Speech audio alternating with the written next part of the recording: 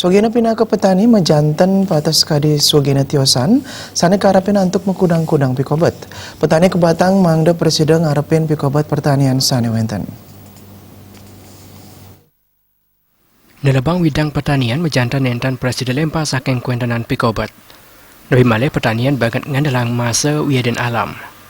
Sejauh ngarepin pikobat pertanian, wentan mengkudang-kudang pidap-dap sani padat kelasan yang sekali sani kelasan yang antuk petani saking kota dan pasar Iwayan Arnaya.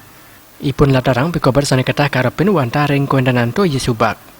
Di kalaning sasi Sabah, pupuk ipun mana starter ke direk sain, mana nentan kantos ke anyudang to Sabah.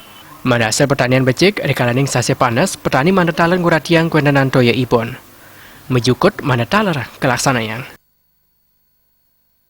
Musim kering itu kita luar biasa memerlukan energi karena kita sumber airnya kita mengandalkan air dari Subak sebelah.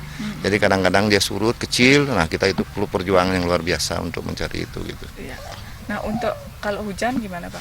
Nah, kalau hujan kebetulan ini hujan itu sangat berpengaruh juga lah tanaman. Tanaman juga kan namanya kita sebagai manusia pun ya batasan-batasan air itu juga perlu yang secukupnya kan gitu. Kalau berlebihan ya justru setelah sari tanaman hanyut karena banyaknya air gitu loh. Sari tanaman yang atau pupuk-pupuk yang kita pupuk atau di atas itu malah hanyut dia gitu loh. Hanyut ya airnya lari seperti itu. Itu udah hukumnya alam itu sudah.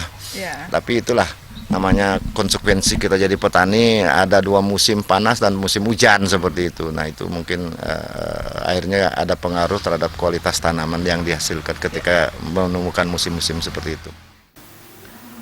Arnaya ngawahin ipun enten ngarapin pikobat aring pemasaran. Sangkaning punika pertanian antuk mengkudang-kudang soroh tatanduran keturek sain kanton dados selah bisnis sane sandang kelimbakang. Desak Aryani Baldepi.